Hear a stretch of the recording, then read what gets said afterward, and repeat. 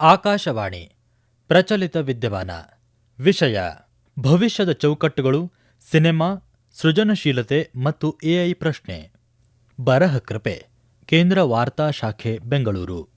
ಓದುತ್ತಿರುವವರು ಭಾರತಿ. ಭಾರತ್ ಮಂಟಪದ ಸಭಾಂಗಣಗಳಲ್ಲಿ ನಡೆದ ಇಂಡಿಯಾ ಎಐ ಇಂಪ್ಯಾಕ್ಟ್ ಸಮಿಟ್ನಲ್ಲಿ ಕೃತಕ ಬುದ್ಧಿಮತ್ತೆಯ ಕುರಿತಾದ ಚರ್ಚೆಯು ಕೇವಲ ಅಲ್ಗಾರಿದಮ್ಗಳು ಮತ್ತು ಕಂಪ್ಯೂಟಿಂಗ್ ಸಾಮರ್ಥ್ಯಗಳನ್ನು ಮೀರಿ ಬೆಳೆದಿತ್ತು. ಅದು ಈಗ ಕಲೆಯ ಅಂಗಳವನ್ನು ಪ್ರವೇಶಿಸಿದೆ. ಚಲನಚಿತ್ರ ನಿರ್ಮಾಪಕರು, ಲೇಖಕರು, ತಂತ್ರಜ್ಞರು ಮತ್ತು ನೀತಿ ನಿರೂಪಕರು ಅತ್ಯಂತ ತುರ್ತು ಹಾಗೂ ಆಪ್ತವೆನಿಸುವ ಒಂದು ಪ್ರಶ್ನೆಯ ಸುತ್ತ ಸುಳಿಯುತ್ತಿದ್ದರು.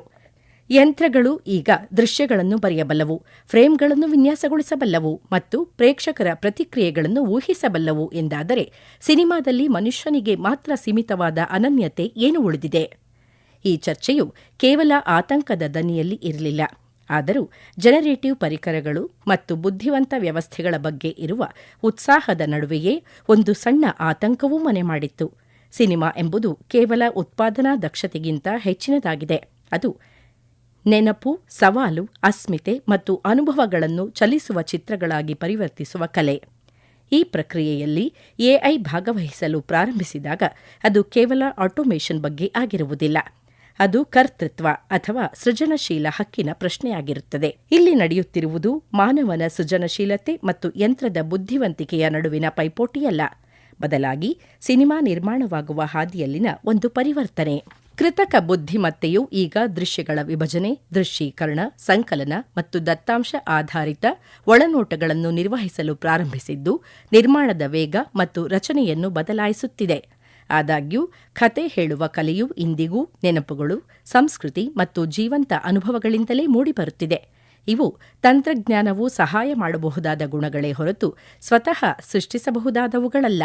ಶೃಂಗಸಭೆಯಲ್ಲಾದ ಚರ್ಚೆಯು ಈ ವಿಕಸನಗೊಳ್ಳುತ್ತಿರುವ ಸಮತೋಲನವನ್ನು ಪ್ರತಿಬಿಂಬಿಸಿದೆ. ಅಸ್ತಿತ್ವ ಕಳೆದುಕೊಳ್ಳುವ ಭಯವಲ್ಲ, ಬದಲಿಗೆ ಮುಂದಿನ ವರ್ಷಗಳಲ್ಲಿ ಕರ್ತೃತ್ವ, ವ್ಯಾಪ್ತಿ ಮತ್ತು ಸೃಜನಶೀಲ ಜವಾಬ್ದಾರಿಗಳು ಹೇಗೆ ಮರುರೂಪುಗೊಳ್ಳುತ್ತವೆ ಎಂಬ ಕುತೂಹಲ ಅಲ್ಲಿತ್ತು. ಸಿನಿಮಾ ಯಾವಾಗಲೂ ತಂತ್ರಜ್ಞಾನದ ಜೊತೆಗೇ ಬೆಳೆದಿದೆ ಮತ್ತು ಪ್ರತಿ ಹೊಸ ಹಂತವು ಅನುಮಾನದೊಂದಿಗೆ ಬಂದಿದೆ.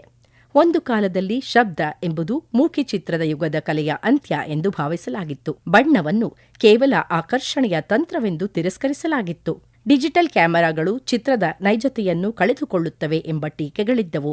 ಸ್ಟ್ರೀಮಿಂಗ್ ಪ್ಲಾಟ್ಫಾರ್ಮ್ಗಳು ಚಿತ್ರಮಂದಿರಗಳನ್ನು ಶಾಶ್ವತವಾಗಿ ಮುಚ್ಚಿಸುತ್ತವೆ ಎಂದು ಊಹಿಸಲಾಗಿತ್ತು. ಆದರೆ ಪ್ರತಿ ಬದಲಾವಣೆಯೂ ಕಥೆ ಹೇಳುವ ವ್ಯಾಕರಣವನ್ನು ವಿಸ್ತರಿಸಿದೆ. ಸೃಷ್ಟಿಕರ್ತರು ಅದಕ್ಕೆ ಒಗ್ಗಿಕೊಂಡರು ಮತ್ತು ಈ ಮಾಧ್ಯಮವು ವಿಕಸನಗೊಂಡಿತು. ಕೃತಕ ಬುದ್ಧಿಮತ್ತೆಯು ಮುಂದಿನ ಅತಿ ದೊಡ್ಡ ತಿರುವನ್ನು ಸೂಚಿಸುತ್ತದೆ. ಫಾರ್ಮ್ಯಾಟ್ ಅಥವಾ ವಿತರಣೆಯನ್ನು ಬದಲಿಸಿದ ಹಿಂದಿನ ಬದಲಾವಣೆಗಳಿಗಿಂತ ಭಿನ್ನವಾಗಿ ಎಐ ನೇರವಾಗಿ ಸೃಜನಶೀಲ ಕೆಲಸದ ಹರಿವಿನಲ್ಲೇ ಪ್ರವೇಶಿಸುತ್ತಿದೆ. ಪುನರಾವರ್ತಿತ, ಸಮಯ ತೆಗೆದುಕೊಳ್ಳುವ ಅಥವಾ ತಾಂತ್ರಿಕವಾಗಿ ಸಂಕೀರ್ಣವಾದ ಕೆಲಸಗಳಲ್ಲಿ ಇದು ಇಂದು ಬಲವಾದ ಪ್ರಭಾವ ಬೀರುತ್ತಿದೆ.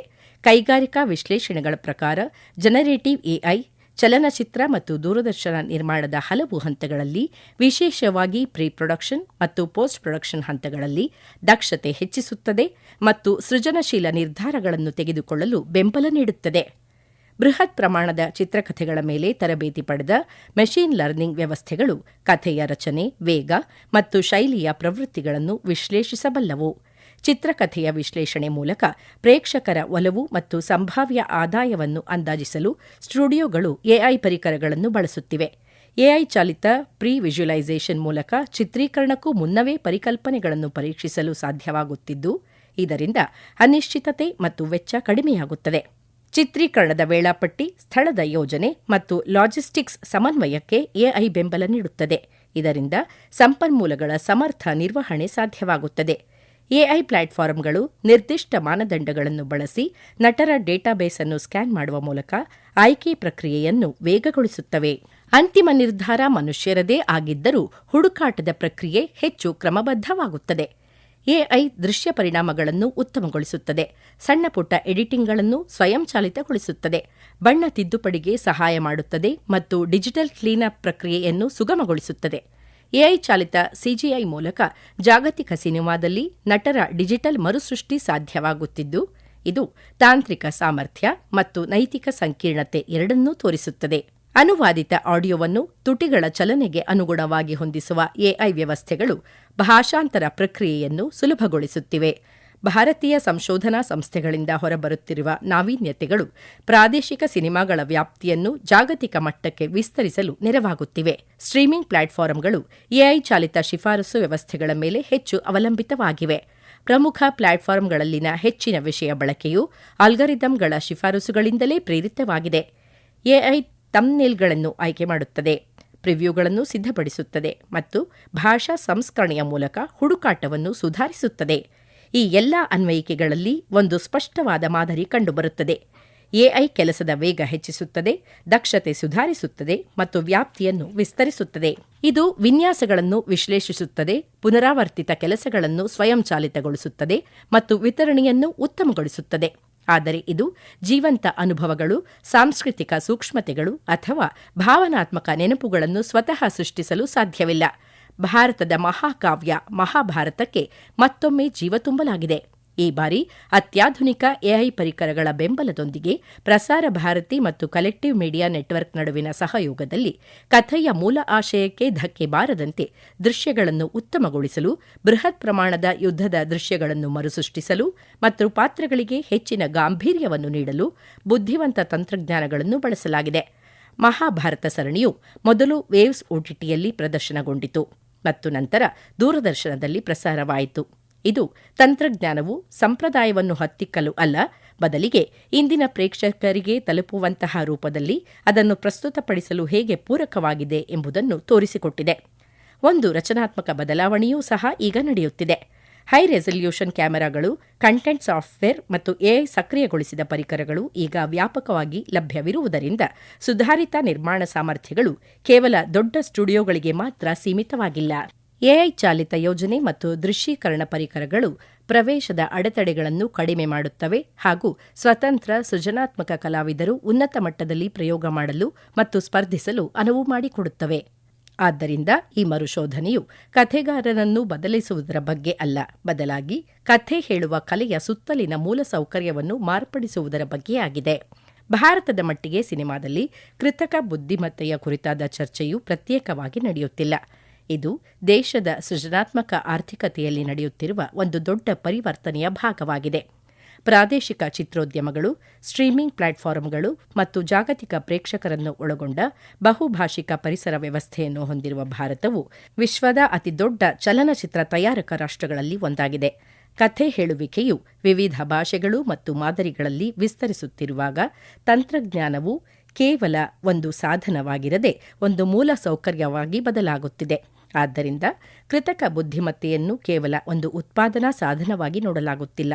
ಇದನ್ನು ಭಾರತದ ಡಿಜಿಟಲ್ ಬೆಳವಣಿಗೆಯ ಕಥೆಯಲ್ಲಿ ಒಂದು ಆಯಕಟ್ಟಿನ ಹಂತವಾಗಿ ಅರ್ಥೈಸಿಕೊಳ್ಳಲಾಗುತ್ತಿದೆ.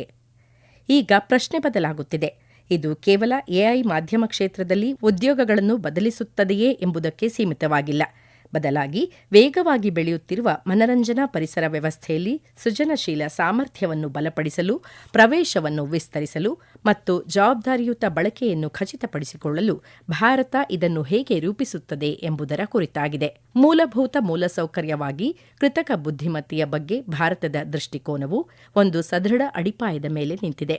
ರಾಷ್ಟ್ರೀಯ ಎಐ ಕಾರ್ಯತಂತ್ರವು ಎಲ್ಲರಿಗೂ ಎಐ ಎಂಬ ದೃಷ್ಟಿಕೋನವನ್ನು ರೂಪಿಸಿದ್ದು, ಎಐ ಅನ್ನು ಅಂತರ್ಗತ ಬೆಳವಣಿಗೆ, ನಾವೀನ್ಯತೆ ಮತ್ತು ಜಾಗತಿಕ ಸ್ಪರ್ಧಾತ್ಮಕತೆಯ ಚಾಲಕ ಶಕ್ತಿಯಾಗಿ ಗುರುತಿಸಿದೆ. ಇಂಡಿಯಾ ಎಐ ಮಿಷನ್ ಈ ದೃಷ್ಟಿಕೋನವನ್ನು ಮೂಲಸೌಕರ್ಯವಾಗಿ ಪರಿವರ್ತಿಸುತ್ತದೆ. ಅಂದರೆ ಕಂಪ್ಯೂಟಿಂಗ್ ಸಾಮರ್ಥ್ಯವನ್ನು ವಿಸ್ತರಿಸುವುದು, ದತ್ತಾಂಶ ಸಂಗ್ರಹಗಳ ಲಭ್ಯತೆ, ಸ್ಟಾರ್ಟ್ಅಪ್ಗಳಿಗೆ ಬೆಂಬಲ ಮತ್ತು ಸುಧಾರಿತ ಕೌಶಲ್ಯ ಅಭಿವೃದ್ಧಿಯನ್ನು ಬಲಪಡಿಸುವುದು. ಈ ಕಾರ್ಯತಂತ್ರ ಮತ್ತು ಮಿಷನ್ ಒಟ್ಟಾಗಿ ಭಾರತದ ಎಐ ಪರಿಸರ ವ್ಯವಸ್ಥೆಯ ಬೆನ್ನೆಲುಬಾಗಿವೆ. ಸೃಜನಾತ್ಮಕ ಆರ್ಥಿಕತೆಗೆ ಇದರರ್ಥ ಸಿನಿಮಾ ಮತ್ತು ಮಾಧ್ಯಮಗಳಲ್ಲಿನ ಪ್ರಯೋಗಗಳಿಗೆ ರಾಷ್ಟ್ರೀಯ ಕಂಪ್ಯೂಟಿಂಗ್ ಮೂಲಸೌಕರ್ಯ, ನಾವೀನ್ಯತೆ ನಿಧಿ ಮತ್ತು ಆಡಳಿತಾತ್ಮಕ ಚೌಕಟ್ಟುಗಳ ಬೆಂಬಲ ದೊರೆಯುತ್ತದೆ. ಆದ್ದರಿಂದ ಸಿನಿಮಾದಲ್ಲಿ ಎಐ ಎನ್ನುವುದು ಕೇವಲ ಸಾಧನಗಳ ಅಳವಡಿಕೆಯಲ್ಲ, ಇದು ಜವಾಬ್ದಾರಿಯುತವಾಗಿ ಬೆಳೆಯಲು ವಿನ್ಯಾಸಗೊಳಿಸಲಾದ ವ್ಯವಸ್ಥಿತ ಡಿಜಿಟಲ್ ರಚನೆಯೊಳಗೆ ಉದಯಿಸುತ್ತಿದೆ. ಎವಿಜಿಸಿ ಮತ್ತು ಗೇಮಿಂಗ್ ಕ್ಷೇತ್ರಗಳಿಗೆ ಉತ್ತೇಜನ, ಅನಿಮೇಷನ್, ದೃಶ್ಯ ಪರಿಣಾಮಗಳು, ಗೇಮಿಂಗ್ ಮತ್ತು ಕಾಮಿಕ್ಸ್ ಪರಿಸರ ವ್ಯವಸ್ಥೆಯ ವ್ಯವಸ್ಥಿತ ವಿಸ್ತರಣೆ ಮೂಲಕ ಸಿನಿಮಾದಲ್ಲಿ ಭಾರತದ ಎಐ ಮಹತ್ವಾಕಾಂಕ್ಷೆಗಳು ಬಲಗೊಳ್ಳುತ್ತಿವೆ. ಭಾರತ ಈಗಾಗಲೇ 1,900ಕ್ಕೂ ಹೆಚ್ಚು ಗೇಮ್ ಡೆವಲಪ್ಮೆಂಟ್ ಕಂಪನಿಗಳನ್ನು ಹೊಂದಿದ್ದು ಸುಮಾರು 66,000 ವೃತ್ತಿಪರರು ಇಲ್ಲಿ ಕೆಲಸ ಮಾಡುತ್ತಿದ್ದಾರೆ. ಅಲ್ಲದೆ 488 ದಶಲಕ್ಷ ಆನ್ಲೈನ್ ಗೇಮರ್ಗಳ ಬಲವಾದ ನೆಲೆಯನ್ನು ಹೊಂದಿದೆ. ಭಾರತೀಯ ಸ್ಟುಡಿಯೋಗಳು ಜಾಗತಿಕ ವಿಎಫ್ಎಕ್ಸ್ ಮತ್ತು ಆನಿಮೇಷನ್ ಕೆಲಸಗಳಲ್ಲಿ 40% ಕಡಿಮೆ ಉತ್ಪಾದನಾ ವೆಚ್ಚದಲ್ಲಿ ಕೊಡುಗೆ ನೀಡುತ್ತಿವೆ. ಸುಮಾರು 2,60,000 ಸೃಜನಶೀಲ ವ್ಯಕ್ತಿಗಳು ಮತ್ತು ಎಂಜಿನಿಯರ್ಗಳ ಕಾರ್ಯಪಡೆ ಈ ಕ್ಷೇತ್ರದಲ್ಲಿದೆ. 15,000 ಶಾಲೆಗಳು ಮತ್ತು 500 ಕಾಲೇಜುಗಳಲ್ಲಿ ಎವಿಜಿಸಿ ಕಂಟೆಂಟ್ ಕ್ರಿಯೇಟರ್ ಲ್ಯಾಬ್ಗಳನ್ನು ಪ್ರಾರಂಭಿಸಿರುವುದು ಈ ಕ್ಷೇತ್ರದ ಆಳವನ್ನು ತೋರಿಸುತ್ತದೆ. ಇದು ಡಿಜಿಟಲ್ ಕಥೆ ಹೇಳುವಿಕೆ ಮತ್ತು ಎಐ ಚಾಲಿತ ಸೃಜನಶೀಲ ಸಾಧನಗಳನ್ನು ಶಿಕ್ಷಣ ವ್ಯವಸ್ಥೆಯಲ್ಲೇ ಅಳವಡಿಸುತ್ತದೆ. ಎಐ ಕಥೆಗಳು ಹೇಗೆ ಸೃಷ್ಟಿಯಾಗುತ್ತವೆ ಎಂಬುದನ್ನು ಮರುರೂಪಿಸುತ್ತಿದ್ದರೆ, ಕೌಶಲ್ಯವು ಅವುಗಳನ್ನು ಯಾರು ಸೃಷ್ಟಿಸುತ್ತಾರೆ ಎಂಬುದನ್ನು ನಿರ್ಧರಿಸುತ್ತದೆ. ಭಾರತದ ಸೃಜನಾತ್ಮಕ ತಂತ್ರಜ್ಞಾನದ ಪ್ರತಿಭೆಗಳ ರಚನೆಯಲ್ಲಿ 37ಕ್ಕೂ ಹೆಚ್ಚು ವಿಎಫ್ಎಕ್ಸ್ ಸಂಸ್ಥೆಗಳು, 16ಕ್ಕೂ ಹೆಚ್ಚು ಗೇಮಿಂಗ್ ಕಾಲೇಜುಗಳು ಮತ್ತು 20ಕ್ಕೂ ಹೆಚ್ಚು ಎಕ್ಸ್ಆರ್ ಕೇಂದ್ರಿತ ಶೈಕ್ಷಣಿಕ ಕಾರ್ಯಕ್ರಮಗಳಿವೆ. ಎವಿಜಿಸಿ ಎಕ್ಸ್ಆರ್ಗಾಗಿ ರಾಷ್ಟ್ರೀಯ ಶ್ರೇಷ್ಠತಾ ಕೇಂದ್ರವಾಗಿ ಐಐಸಿಟಿ ಸ್ಥಾಪನೆಯಾಗಿದ್ದು, ಇದು ಸುಧಾರಿತ ಸಂಶೋಧನೆ ಮತ್ತು ಜಾಗತಿಕ ಗುಣಮಟ್ಟದ ತರಬೇತಿಯನ್ನು ನೀಡುತ್ತಿದೆ. ಇದು ಕೇವಲ ಕಾರ್ಯಪಡೆಯ ವಿಸ್ತರಣೆಯಲ್ಲ, ಬದಲಾಗಿ ಸಾಮರ್ಥ್ಯದ ಉನ್ನತೀಕರಣವಾಗಿದೆ. ಎಐ ಪರಿಕರಗಳು ದೊಡ್ಡ ಮಟ್ಟದಲ್ಲಿ ಬಳಕೆಯಾದಾಗ ಮಾತ್ರ ಮೌಲ್ಯವನ್ನು ನೀಡುತ್ತವೆ. ಭಾರತದ ಡಿಜಿಟಲ್ ಬೆನ್ನೆಲುಬು ಈ ವೇಗವರ್ಧನೆಯನ್ನು ನೀಡುತ್ತದೆ. 900 ದಶಲಕ್ಷಕ್ಕಿಂತಲೂ ಹೆಚ್ಚು ಬ್ರಾಡ್ಬ್ಯಾಂಡ್ ಸಂಪರ್ಕಗಳು ಮತ್ತು 562 ದಶಲಕ್ಷ ಸಕ್ರಿಯ ಸ್ಮಾರ್ಟ್ಫೋನ್ಗಳೊಂದಿಗೆ ಭಾರತವು ವಿಶ್ವದ ಅತಿದೊಡ್ಡ ಡಿಜಿಟಲ್ ವಿಷಯ ಪರಿಸರ ವ್ಯವಸ್ಥೆಗಳಲ್ಲಿ ಒಂದನ್ನು ನಿರ್ವಹಿಸುತ್ತಿದೆ. 2024ರಲ್ಲಿ ಡಿಜಿಟಲ್ ಮಾಧ್ಯಮವು ಮಾಧ್ಯಮ ಮತ್ತು ಮನರಂಜನಾ ಕ್ಷೇತ್ರದ ಒಟ್ಟು ಆದಾಯದ 32% ಹೊಂದಿದ್ದು ಅತಿದೊಡ್ಡ ವಿಭಾಗವಾಗಿ ಹೊರಹೊಮ್ಮಿದೆ. ಮಾನವ ಸೃಜನಶೀಲತೆಯ ಮಹತ್ವ. ಕೃತಕ ಬುದ್ಧಿಮತ್ತೆಯು ಸೆಕೆಂಡುಗಳಲ್ಲಿ ದೃಶ್ಯವೊಂದನ್ನು ಬರೆಯಬಹುದು, ಹಿನ್ನೆಲೆ ಸಂಗೀತ ಸಂಯೋಜಿಸಬಹುದು, ಮುಖಗಳನ್ನು ಸೃಷ್ಟಿಸಬಹುದು ಮತ್ತು ಕೇವಲ ಆಜ್ಞೆಗಳ ಮೂಲಕ ಸಂಪೂರ್ಣ ದೃಶ್ಯ ಪ್ರಪಂಚವನ್ನೇ ನಿರ್ಮಿಸಬಹುದು. ಇದು ಸಾವಿರಾರು ಚಿತ್ರಕಥೆಗಳನ್ನು ವಿಶ್ಲೇಷಿಸಿ ಸಾಮಾನ್ಯವಾಗಿ ಯಾವುದು ಯಶಸ್ವಿಯಾಗುತ್ತದೆ ಎಂದು ನಮಗೆ ಹೇಳಬಹುದು. ಆದರೆ ಸಿನೆಮಾ ಎಂದಿಗೂ ಸಾಮಾನ್ಯವಾಗಿ ಯಾವುದು ಕೆಲಸ ಮಾಡುತ್ತದೆ ಎಂಬುದರ ಬಗ್ಗೆ ಮಾತ್ರ ಆಗಿರಲಿಲ್ಲ.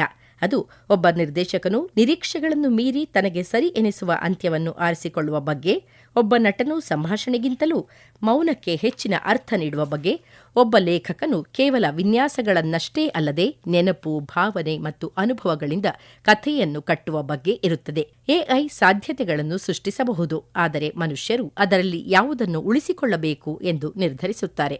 ಯಂತ್ರಗಳು ಹಳೆಯ ಮಾದರಿಗಳನ್ನು ಮರುಸಂಯೋಜಿಸುತ್ತವೆ, ಆದರೆ ಕಲಾವಿದರು ಭವಿಷ್ಯಕ್ಕಾಗಿ ಸವಾಲನ್ನು ಸ್ವೀಕರಿಸುತ್ತಾರೆ. ನಿಜವಾದ ಆತಂಕವೆಂದರೆ ಸೃಜನಶೀಲತೆ ಮಾಯವಾಗುತ್ತದೆ ಎಂಬುದಲ್ಲ, ಬದಲಾಗಿ ಅದು ಅಲ್ಗಾರಿದಮ್ಗಳಿಂದಾಗಿ ಹೆಚ್ಚು ಊಹಿಸಬಹುದಾದ ರೀತಿಯಲ್ಲಿ ಬದಲಾಗಬಹುದು ಎಂಬುದು. ಸಿನೆಮಾ ಉಳಿದಿರುವುದು ಅದು ನಮಗೆ ಆಶ್ಚರ್ಯ ಉಂಟುಮಾಡುವುದರಿಂದ ಮತ್ತು ಪರದೆಯ ಮೇಲೆ ಬೆಳಕು ಆರಿಹೋದ ನಂತರವೂ ನಮ್ಮ ಮನಸ್ಸಿನಲ್ಲಿ ಉಳಿಯುವುದರಿಂದ. ಅದೇ ಸಮಯದಲ್ಲಿ ಅವಕಾಶಗಳು ನಿರಾಕರಿಸಲಾಗದಂತಿವೆ. ಎಐ ಸೃಜನಶೀಲ ಪ್ರಕ್ರಿಯೆಯ ಅಡೆತಡೆಗಳನ್ನು ತೆಗೆದುಹಾಕಬಲ್ಲದು. ಸಣ್ಣ ಸ್ಟುಡಿಯೋಗಳು ಅಥವಾ ಸ್ವತಂತ್ರ ನಿರ್ಮಾಪಕರು ದೊಡ್ಡ ಮಟ್ಟದ ದೃಶ್ಯಗಳನ್ನು ಈಗ ದೃಶ್ಯೀಕರಿಸಬಹುದು. ಪ್ರಾದೇಶಿಕ ಕಥೆಯೊಂದು ಬುದ್ಧಿವಂತ ಸ್ಥಳೀಕರಣದ ಮೂಲಕ ಹೊಸ ಪ್ರೇಕ್ಷಕರನ್ನು ತಲುಪಬಹುದು. ಇದು ಬದಲಿಯಲ್ಲ, ಸೃಜನಶೀಲತೆಯ ವಿಸ್ತರಣೆ. ಆದ್ದರಿಂದ ಪ್ರಶ್ನೆಯು ಭಾರತ ಎಐಯನ್ನು ವಿರೋಧಿಸಬೇಕೇ ಎಂಬುದಲ್ಲ, ಬದಲಾಗಿ ಭಾರತೀಯ ಸಿನೆಮಾ ಅದನ್ನು ಹೇಗೆ ರೂಪಿಸುತ್ತದೆ ಎಂಬುದಾಗಿದೆ. ಕಥೆಗಾರರು ಈ ಬುದ್ಧಿವಂತ ವ್ಯವಸ್ಥೆಗಳಲ್ಲಿ ತಮ್ಮ ಉದ್ದೇಶವನ್ನು ಹೇಗೆ ಅಳವಡಿಸುತ್ತಾರೆ ಎಂಬುದು ಮುಖ್ಯ. ಇಂಡಿಯಾ ಎಐ ಇಂಪ್ಯಾಕ್ಟ್ ಸಮಿಟ್ನಲ್ಲಿ ಚರ್ಚೆಯು ಅನಿಶ್ಚಿತತೆಯೊಂದಿಗೆ ಪ್ರಾರಂಭವಾಯಿತು. ಎಐ ಸೃಜನಶೀಲ ಉದ್ಯೋಗಗಳನ್ನು ಕಸಿದುಕೊಳ್ಳುತ್ತದೆಯೇ? ಆದರೆ ಅದರ ಪ್ರಮುಖ ಸಾರಾಂಶವೆಂದರೆ ಜವಾಬ್ದಾರಿಯು ನಾವೀನ್ಯತೆಯನ್ನು ತಡೆಯುವುದರಲ್ಲಿ ಇಲ್ಲ, ಬದಲಾಗಿ ಅದನ್ನು ಸರಿಯಾದ ಹಾದಿಯಲ್ಲಿ ಮುನ್ನಡೆಸುವುದರಲ್ಲಿದೆ. ಭಾರತೀಯ ಸಿನಿಮಾದ ಭವಿಷ್ಯವು ಕೃತಕ ಬುದ್ಧಿಮತ್ತೆಯನ್ನು ವಿರೋಧಿಸುವುದರಿಂದ ವ್ಯಾಖ್ಯಾನಿಸಲ್ಪಡುವುದಿಲ್ಲ, ಬದಲಾಗಿ ಬುದ್ಧಿವಂತ ವ್ಯವಸ್ಥೆಗಳಲ್ಲಿ ಮಾನವನ ದೃಷ್ಟಿಕೋನವನ್ನು ಅಳವಡಿಸುವುದರಿಂದ ವ್ಯಾಖ್ಯಾನಿಸಲ್ಪಡುತ್ತದೆ. ಏಕೆಂದರೆ ಚಿತ್ರಮಂದಿರದಲ್ಲಿ ದೀಪಗಳು ಆರಿ ಮೊದಲ ಫ್ರೇಮ್ ಕಾಣಿಸಿಕೊಂಡಾಗ ಪ್ರೇಕ್ಷಕರನ್ನು ಕದಲಿಸುವುದು ಲೆಕ್ಕಾಚಾರವಲ್ಲ, ಅದು ಭಾವನಾತ್ಮಕ ಸಂಬಂಧ. ಇದುವರೆಗೆ ಪ್ರಚಲಿತ ವಿದ್ಯಮಾನ ಕೇಳಿದಿರಿ. ವಿಷಯ ಭವಿಷ್ಯದ ಚೌಕಟ್ಟುಗಳು, ಸಿನೆಮಾ, ಸೃಜನಶೀಲತೆ ಮತ್ತು ಎಐ ಪ್ರಶ್ನೆ.